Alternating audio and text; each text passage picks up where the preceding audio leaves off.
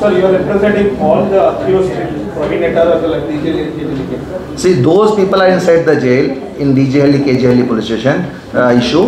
I am representing most of the accused person. Even in the Praveen Nettar case, those people are inside the jail. I am representing most of the accused persons.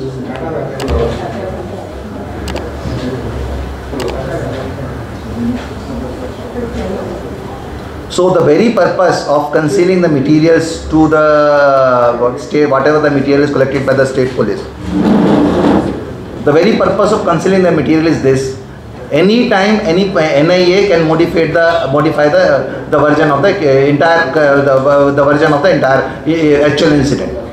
For that reason, the first instance they never provide any statement and records which is collected by the state police. With the order of the courts only we could got it. DJL, KJL ಅಲ್ಲಿ ನೋಡಿ, ಅಲ್ಲಿ incident ಆಗಿದೆ, ಅದು ಯಾರ್ದು nobody is disputing. ಅಲ್ಲಿ ಕೆಲವರು ಜನ ಮಾಡಿದ್ದಾರೆ, ಅದು ನೋಬಡಿ ಇಸ್ ಡಿಸ್ಪ್ಯೂಟಿಂಗ್. ನಾನು ಅದು ಇದು ಯಾಕೆ ಅದು ತೋರಿಸ್ತಾ ಇದ್ದೀನಿ, ಅಲ್ಲಿ ಟೆರರ್ ಚಾರ್ಜಸ್ ಮೇಲೆ ಯಾರಿಗೆ ಅದು ಒಳಗಡೆ ಹಾಕಿದಾರಲ್ಲ, ಅದು ಆ ಥರ ಅದು ಕಂಡಕ್ಟ್ ಮಾಡಿಲ್ಲ, ಆ ಥರ ಅದು ಒಫೆನ್ಸ್ ಮಾಡಲಿಲ್ಲ ಅವರು. ಅದು ಪ್ರೂವ್ ಮಾಡಲಿಕ್ಕೆ ಅವ್ರ ಮೇಲೆ ಅದು ಥರ ಸುಳ್ಳು ದಾಖಲೆ ಮಾಡಲಿಕ್ಕೆ NIA ಕೆಲವರು ಡಾಕ್ಯುಮೆಂಟ್ ಫ್ಯಾಬ್ರಿಕೇಟ್ ಮಾಡಿದ್ದಾರೆ, ಅದು ನಾನು ತೋರಿಸ್ತಾ ಇದ್ದೆ.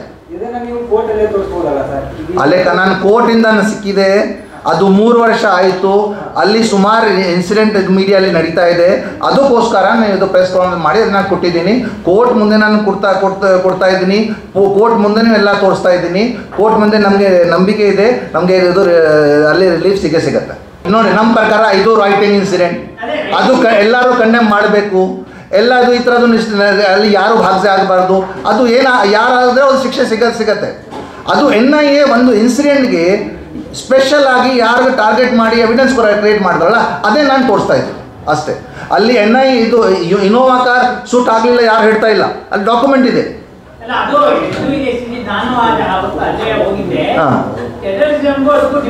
ಅದೇ ಅಷ್ಟೇ